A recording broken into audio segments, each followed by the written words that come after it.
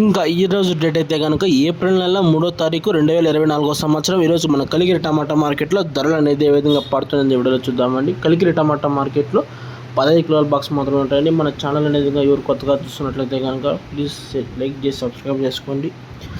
ఇంకా కలికిరి టమాటా మార్కెట్లో 15 కిలోల బాక్స్ వరకు టాప్ రేట్ వచ్చేసి 410 రూపాయలు అనేది జరిగిందన్న ఈరోజు యాక్షన్.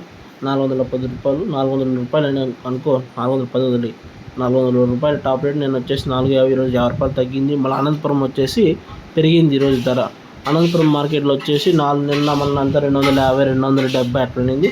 ఇది ఒకేసారిగా 410, 420 అట్లా ధర పలికిందన్న. కలికిరి టమాటా మార్కెట్ 400 రూపాయలు, అనంతపురం 450.